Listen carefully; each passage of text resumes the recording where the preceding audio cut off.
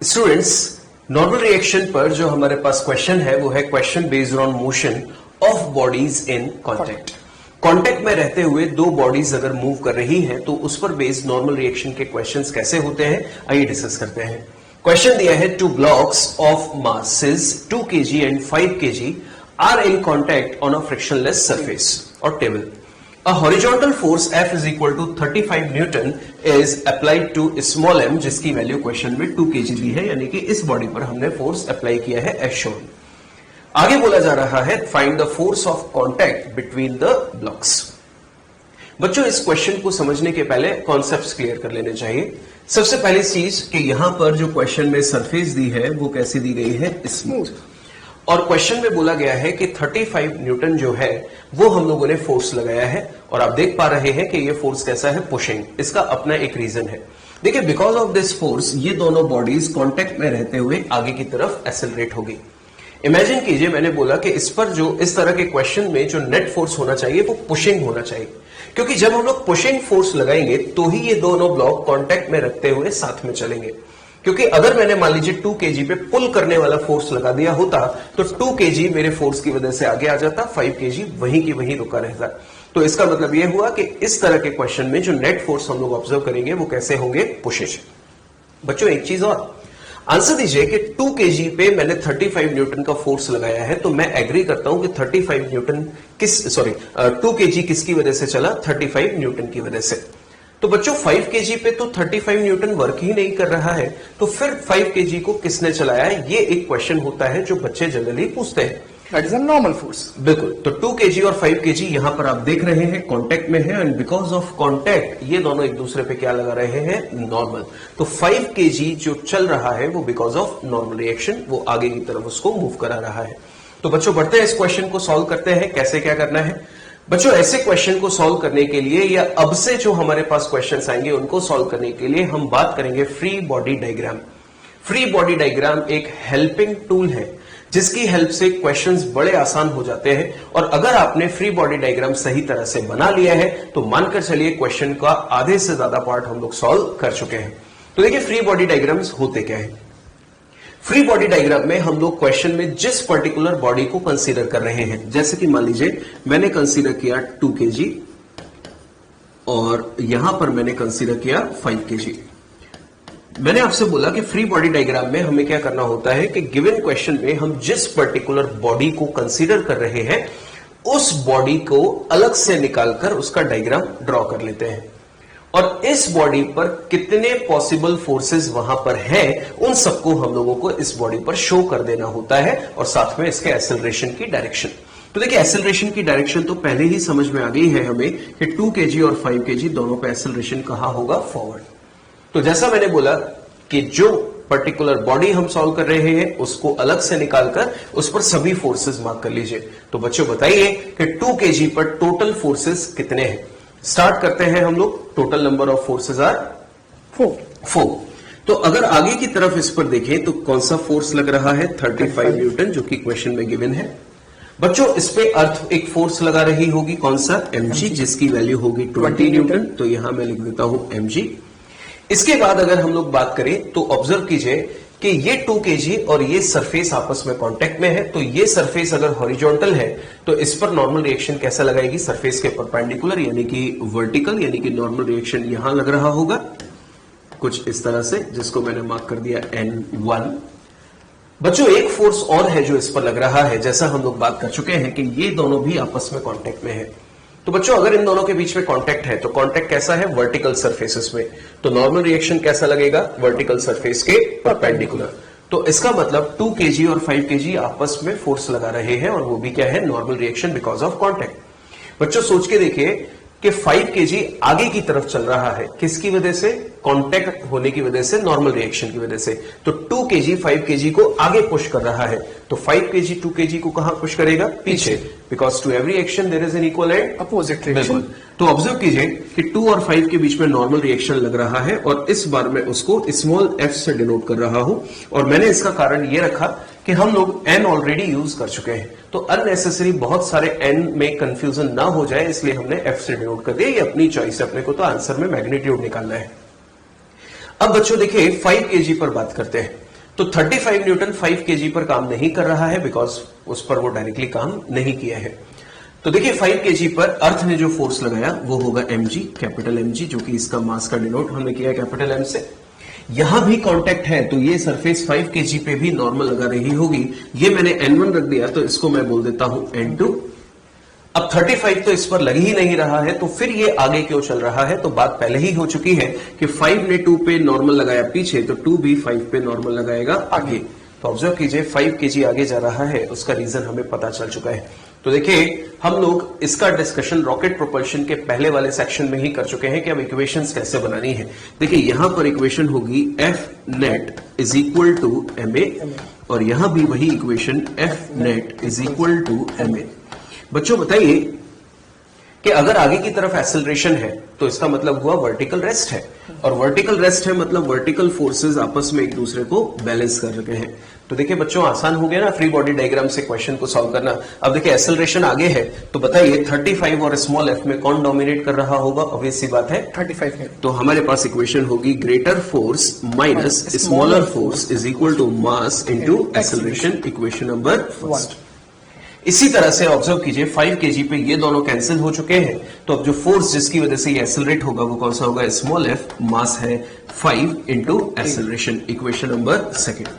अब बच्चों हमारे पास दो इक्वेशन है और दो ही अननोन है, स्मॉल f और a, तो दोनों को हम लोग सॉल्व कर सकते हैं with the help of substitution method या फिर एलिमिनेशन मेथड, जिसमें भी आप कंफर्टेबल हो। तो देखिए डायरेक्टली सॉल्व कर लेते हैं। अगर स्मॉल f की वैल्यू मैं यहां प्लेस कर दूं, कितनी होगी 5a।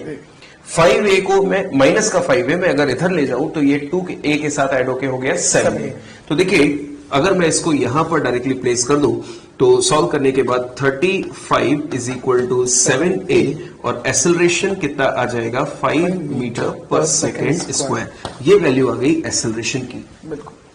और जब एक्सेलरेशन आ गया तो अब हम लोग ये वैल्यू वापस से यहां प्लेस कर दें इस जगह पे, तो स्मॉल f आ गया 5 into 5 that is equal to 25 newton, the normal reaction acting between the blocks. बहुत अच्छा समझाया सर ने, उम्मीद है बेसिक कंसेप्ट पूरा क्लियर हो गया होगा।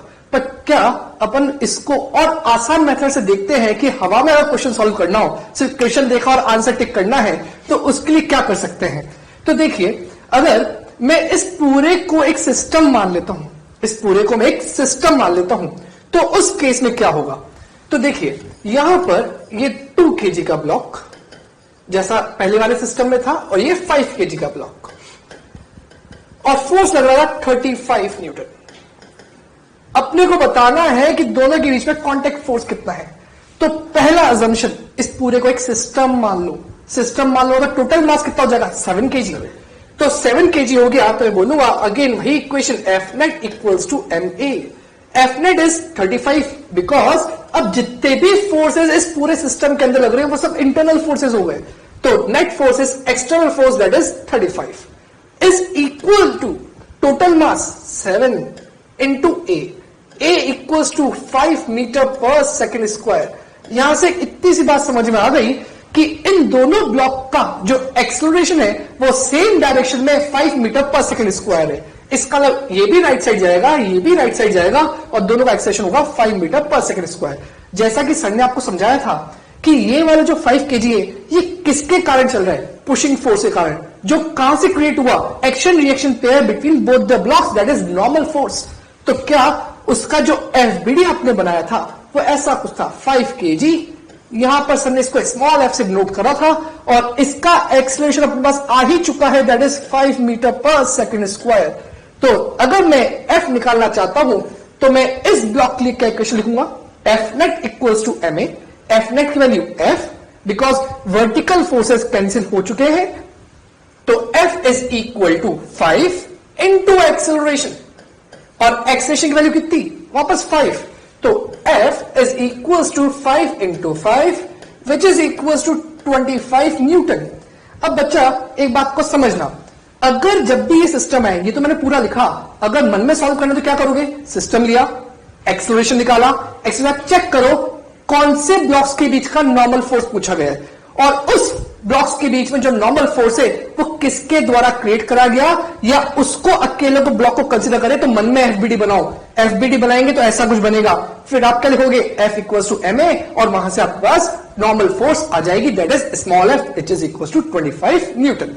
सर इसकी हेल्प से तो क्वेश्चन बहुत आसानी से सॉल्व हो जाएंगे। बिल्कुल सर। और सर यहाँ पर बच्चे जो डाउट पूछते हैं वो ये है कि सर जैसे 35 न्यूटन आगे की तरफ लगा, हम लोगों ने इतनी जल्दी इस क्वेश्चन को सॉल्व किया, अगर मानकर चले कि यहाँ पर एक फोर्स लग रहा होता एक और कैपिटल F नाम से, तो क्या तब भी ये शॉर्ट ट्रिक इस तरह से लगा सकते थे? सर ने बिल्कुल क्वेश्चन को बहुत अच्छा कर दिया, पर अपन वापस इसको बहुत स्मॉल तरीके से कर देते हैं।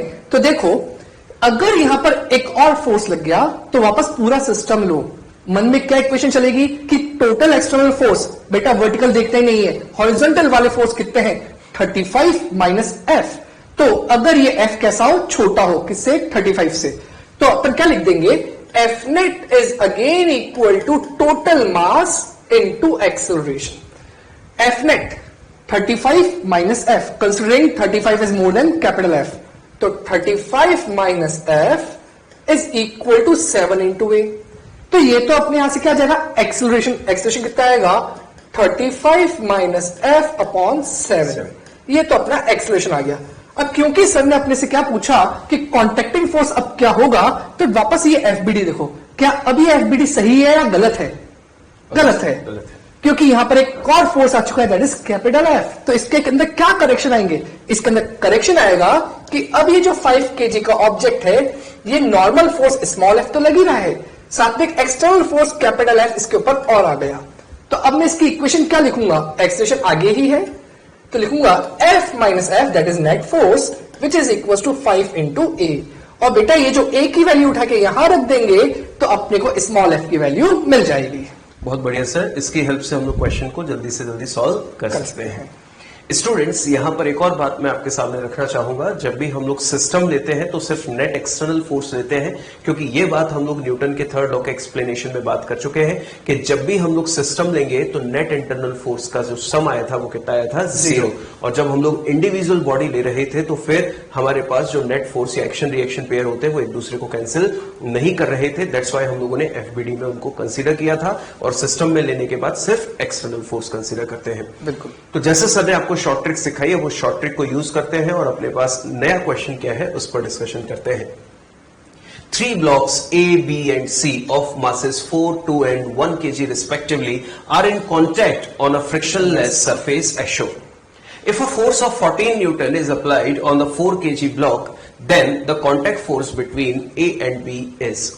तो स्टूडेंट्स, इसको हम लोग शॉर्ट ट्रिक सब सॉल्व करते हैं। सबसे पहली चीज, जो एक्सटर्नल फोर्स है वो कितना है, 14 न्यूटन, जो इस पर अप्लाई किया गया है। मासेस हमें दिए गए हैं 4 kg, 2 kg and 1 kg। Surface हमें बोला गया है स्मूथ है, तो जैसे ही हम लोग 14 न्यूटन का फोर्स, पुशिंग फोर्स लगाएंगे तो ये सिस्टम ए एक्सेलरेशन से आगे की तरफ मूव करेगा। तो बच्चों, सबसे पहले अगर हम लोग एक्सेलरेशन निकाले with the help of short trick, तो acceleration of system is equal to net external force which is equal to 14 upon total mass which is equal to 7। तो एक्सेलरेशन आ जाएगा 2 मीटर पर सेकेंड स्क्वायर। ये value आ गई है किसकी, acceleration की। अब जैसा कि हमें क्वेश्चन में बोला गया है contact force between A and B, तो इसका मतलब हमें इन दोनों ब्लॉक्स को ही कंसीडर करना है। बच्चों देखिए कि इस पूरे डायग्राम में अगर देखें तो एक कॉन्टैक्ट यहां पे है, एक कॉन्टैक्ट यहां पे है, तो इसका मतलब इन ब्लॉक्स के बीच में नॉर्मल रिएक्शन के 2 पेयर काम कर रहे होंगे। एक ए और बी के बीच में जो हमें निकालना है, और एक होगा बी और सी के बीच में। तो ए और बी के बीच में जो है उसको हम लोग नाम दे देते हैं F1, और बी और सी के लिए हम लोग नाम दे देते हैं F2। तो ऑब्जर्व कीजिए बच्चों, ए बी को कहां पुश कर रहा है, आगे। तो अगर ए ने बी को आगे की तरफ पुश किया तो बी ने ए को कहां पुश किया होगा, पीछे, जिसको मैंने नाम दे दिया F1, ये 14, और एक्सेलरेशन आगे की तरफ। बच्चों, with the help of F net बराबर ma हम लोग कैलकुलेशन कर सकते हैं डायरेक्टली। ऑब्जर्व कीजिए, 14 फॉरवर्ड डायरेक्शन में, एक्सेलरेशन आगे है तो ऑब्वियस सी बात है डोमिनेट कर रहा होगा F1 से, माइनस F1, मास है ए का कितना 4, और एक्सेलरेशन हम लोग निकाल चुके हैं कितना 2। तो अगर यहां से F1 की वैल्यू निकाली जाए तो देखिए F1 उधर जाके अगर 8 इधर ले आए तो ये हो जाएगा 6 न्यूटन, और हमें ये क्वेश्चन पूछा गया था जिसका राइट ऑप्शन है फर्स्ट। और सर, अगर मैं इसी क्वेश्चन के अंदर एक चीज और देख सकता हूं, बच्चा वैसा भी सोच सकता है जैसा मैं सोचता हूं कि सपोज मान लेते हैं बी और सी एक सिस्टम हो गया। अब इस बार एक्सीलरेशन तो 2 मीटर पर सेकेंड स्क्वायर आ ही चुका है, तो मन में एक बात सोचना, बी और सी एक, ए अलग, तो क्या बी और सी पे पुशिंग फोर्स का लग रहा होगा आगे की तरफ, और इन दोनों का भी एक्सीलरेशन कितना होना चाहिए 2। इन दोनों का टोटल मास कितना है, इन दोनों का टोटल मास है कितना 3। तो इन दोनों का पे कैसा फोर्स हो ताकि एक्सीलरेशन अभी भी 2 हो जाए, तो क्या इन दोनों पे जो फोर्स लग रहा होगा that is pushing force is again F1। तो क्या वो F1 की वैल्यू होगी मास इनटू एक्सेलरेशन। इन दोनों का मास इज 3, एक्सेलरेशन 2, तो F1 की वैल्यू कितनी आ जाएगी 6। तो बेटा आपके पास बहुत सारे तरीके हो गए, आप आराम से किसी भी तरीके से सॉल्व करो, क्वेश्चन सॉल्व करना बहुत आसान हो जाएगा। Students, our next question is, two blocks A and B placed on a smooth horizontal surface. Two horizontal forces F and 2F are applied on both the blocks respectively as shown in figure. The block A does not slide on the block B, then find the normal reaction acting between the two blocks. बच्चों सबसे पहले इस question में जो define करके दिया है हम लोग उस पर बात करते हैं। लेट अस कंसीडर बच्चों ये ब्लॉक है A और ये ब्लॉक हम लोगों ने मार्क कर दिया है एज B। बच्चों हमें क्वेश्चन में यहां पर सिर्फ डायग्राम में थोड़ा सा समझाने के लिए गैप रखा गया है कि ये दो अलग अलग ब्लॉक्स हैं, अदरवाइज मानकर चलिए कि ये दोनों हमेशा कांटेक्ट में है। और जैसा कि क्वेश्चन में आप फोर्स देख रहे हैं, एक आगे लग रहा है और एक पीछे, बट नेट फोर्स अगर चेक करें तो कहां है बैकवर्ड्स, क्योंकि ये F है और ये कितना है 2F। तो बच्चों एक्सेलरेशन ऑफ दिस सिस्टम कहां होगा, पीछे की तरफ। तो सबसे पहले अगर हम लोगों ने शॉर्ट ट्रिक सीखी और वहां से अगर एक्सेलरेशन निकाल दे बच्चों, तो देखिए एक्सेलरेशन क्या होगा, नेट एक्सटर्नल फोर्स। बच्चों जल्दी से बताइए, ये 2F है बैकवर्ड और F है फॉरवर्ड, तो रिजल्टेंट कितना बचा F। और टोटल मास अगर देखें तो दोनों का मास M और M है, तो ये क्या हो गया 2M। बच्चों ये एक्सेलरेशन आ गया इस सिस्टम का। अब बच्चों हम लोगों ने जब नॉर्मल रिएक्शन कैलकुलेट करना है तो नॉर्मल रिएक्शन के लिए हमने अभी अभी सीखा था, ऑब्जर्व कीजिए कि ये सरफेस जब हॉरिजॉन्टल है तो नॉर्मल रिएक्शन कैसा होगा, वर्टिकल। सरफेस जब वर्टिकल थी तो नॉर्मल रिएक्शन कैसा था, हॉरिजॉन्टल। इस बार सरफेस इंक्लाइन है लाइक दिस, तो नॉर्मल रिएक्शन कुछ इस तरह से काम कर रहा होगा, क्योंकि ये कॉन्टेक्ट सरफेस के परपेंडिकुलर रखता है। तो बच्चों नॉर्मल रिएक्शन जब लग रहा होगा तो आप जानते हैं कि ए और बी के बीच में ये जो नॉर्मल रिएक्शन है, ए ने लगाया बी पे तो बी ने लगाया होगा ए पे, क्योंकि action has always equal and opposite reaction. तो हम ए और बी को अलग अलग सॉल्व क्यों करें, हम किसी भी एक ब्लॉक की हेल्प से सॉल्व कर लेते हैं, आंसर सेम आएगा। तो बच्चों अगर हम लोग ए ब्लॉक को कंसीडर कर ले तो ए ब्लॉक का कुछ डायग्राम ऐसा दिया हुआ है लाइक दिस। मैंने इसको आधा ही बना दिया, जैसे इस तरह से हम लोग मार्क कर लेते हैं ए ब्लॉक। तो बच्चों ए ब्लॉक पे फोर्स एक F इधर लग रहा है, एक्सेलरेशन इसका बैकवर्ड है, ये हम पता कर चुके हैं। और ऑब्जर्व कीजिए बच्चों नॉर्मल रिएक्शन, बी ने ए पे नॉर्मल रिएक्शन कुछ इस तरह से लगाया होगा और ए ने बी पे कहां लगाया होगा, नीचे। पर हम ए को कंसीडर कर रहे हैं, ए की हेल्प से ही आंसर निकल जाएगा, क्योंकि बी पे भी उतना ही एक्शन रिएक्शन मैग्नीट्यूड सेम होता है, तो सेम ही वैल्यू आएगी, इसलिए बी को हम लोग सॉल्व नहीं कर रहे हैं। तो बच्चों देखिए नॉर्मल रिएक्शन कुछ इस तरह से लग रहा है। अब देखकर बताइए बच्चों, जो नॉर्मल रिएक्शन है वो किसी एंगल पर काम कर रहा है, और अगर ये किसी एंगल पर काम कर रहा है तो क्यों ना इसके दो कंपोनेंट्स कर दिए जाए, और कंपोनेंट करने के लिए चाहिए हमें एंगल। तो बच्चों देखिए एंगल अगर यहां से कैलकुलेट करें तो चेक कीजिए, ये हमने इसको थोड़ा सा एक्सटेंड कर दिया पीछे की तरफ, सो दैट हमें एंगल की वैल्यू सही मिल जाए। देखिए ये 30 है, ये 90 है, तो ये कितना होगा 60। तो बच्चों ये वाला एंगल भी कितना हो जाएगा 60 डिग्री। और ये एंगल अगर 60 डिग्री है तो बच्चों यहां पर मैंने मार्क कर दिया 60 डिग्री। क्या हम इसके कंपोनेंट्स कर सकते हैं? बिल्कुल। तो बच्चों ये वाला जो कंपोनेंट होगा ये होगा n cos 60, cos 60 1/2, तो ये हो गया n/2। और बच्चों ये कंपोनेंट होगा n sin 60, और sin 60 √3/2, तो ये हो जाएगा √3n/2। पर बच्चों हम लोग वर्टिकल कंपोनेंट को यूज करना जरूरी नहीं समझते, क्योंकि सिस्टम का एक्सेलरेशन है हॉरिजॉन्टल, मतलब वर्टिकली ये रेस्ट पे है, और अगर वर्टिकल रेस्ट है तो हमें वर्टिकल फोर्सेस सभी बैलेंस्ड हैं, ये चीज ऑलरेडी पता है न्यूटन के फर्स्ट लॉ से। तो बच्चों अगर हम लोग सिर्फ हॉरिजॉन्टल एक्सेलरेशन की बात करें तो दो फोर्सेस हैं हॉरिजॉन्टली, F फोर्स आगे और n/2 पीछे। तो एक्सेलरेशन अगर बैकवर्ड है बच्चों तो कौन सा फोर्स डोमिनेटिंग होगा, n/2। तो यहां पर हम लोग वही इक्वेशन जो यूज करते आ रहे हैं, F नेट बराबर m। तो ये हो जाएगा n/2 minus F is equal to m, और एक्सेलरेशन कितना है F/2m। बच्चों m से m कैंसिल, यहां पर n/2 बच्चों ये माइनस एफ उधर जाके प्लस एफ हो जाएगा, तो F plus F by two कितना होगा 3f/2। 2 से 2 कैंसिल, तो n की वैल्यू कितनी आ गई है 3f, जो इस क्वेश्चन का सही आंसर है। और बच्चों इस क्वेश्चन में दो चीजें जो आपको ध्यान रखनी है वो हमें क्या करनी है। सबसे पहले हम लोगों ने यहां पे बी ब्लॉक पे नॉर्मल क्यों शो नहीं किया, क्योंकि बी ने ए पे ऊपर नॉर्मल लगाया तो ए ने बी पे नीचे लगाया, दोनों एक्शन रिएक्शन थे, तो किसी भी एक ब्लॉक से सॉल्व कर लो आंसर सेम आएगा। दूसरा, हमने यहां पर वर्टिकल कंपोनेंट को कंसीडर क्यों नहीं किया, क्योंकि हॉरिजॉन्टल एक्सेलरेटेड सिस्टम था, यानी कि वर्टिकल रेस्ट था, तो हमें वर्टिकल फोर्सेस की जरूरत नहीं थी। तो आइए पढ़ते हैं नेक्स्ट क्वेश्चन की तरफ। Calculate acceleration of the system and n1 and n2। तो यहां पर जैसा आपको डायग्राम दे रखा है, आपको n1 n2 निकालना है और acceleration of the system. I think acceleration of the system निकालेगा तो अपन बहुत आसान तरीके देख ही चुके हैं। तो देखो फर्स्ट पार्ट जब अपन सॉल्व करेंगे एक्सेलरेशन ऑफ द सिस्टम, तो यहां ध्यान देना ये दोनों फोर्सेस अभी हॉरिजॉन्टल नहीं है, तो आपको इनके कंपोनेंट्स करने होंगे। अगर इनके कंपोनेंट्स करेंगे तो इसका इधर कंपोनेंट कितना आएगा 100 cos 37, and you know cos 37 is 4/5। इसका मतलब यहां से जो वैल्यू आएगी वो आएगी 80 न्यूटन, और दूसरा कंपोनेंट डाउनवर्ड होगा वो होगा 100 sin 37, और sin 37 इज 3/5, तो वैल्यू आएगी 60 न्यूटन। सिमिलरली इस फोर्स से कंपोनेंट करते हैं, क्या इसका हॉरिजॉन्टल कंपोनेंट जो होगा वो होगा 60 cos 60 13 and cos 60 is half, बिल्कुल सही सर। तो यहां पर आंसर आएगा 30 न्यूटन, और जो डाउनवर्ड कंपोनेंट आएगा वो आएगा 60 sin 60, which is equal to 30√3, because sin 60 is √3/2। अब बच्चों एक बात सोचो, ये जो दोनों वर्टिकल फोर्सेस है ये तो नीचे पुश कर रहे हैं, और संडे जैसा कहा था नॉर्मल फोर्सेस सेल्फ एडजस्टेबल, इसका मतलब जैसे ही वो पुश करेंगे नॉर्मल फोर्स जो ऊपर होगी वो बढ़ जाएगी, तो ये वर्टिकल डायरेक्शन में तो बैलेंस रहेगा। सिर्फ ये हॉरिजॉन्टल डायरेक्शन के अंदर ही वर्क करेगा, मतलब नेट फोर्स हॉरिजॉन्टल डायरेक्शन में ही होगी। तो उसके लिए अपने क्या निकालना पड़ेगा, एक्सेलरेशन ऑफ द सिस्टम। तो एक्सेलरेशन कैसे निकालेंगे, acceleration in horizontal direction is F net in horizontal direction, F का मतलब horizontal upon total mass. F net कौन सा, क्या इधर का 80 न्यूटन राइट साइड लग रहा है, ये 30 न्यूटन लेफ्ट साइड लग रहा है, which is dominating 80 Newton. I can say 80 minus 30 upon total mass 20, 3, 7, 10, 20, बिल्कुल सर।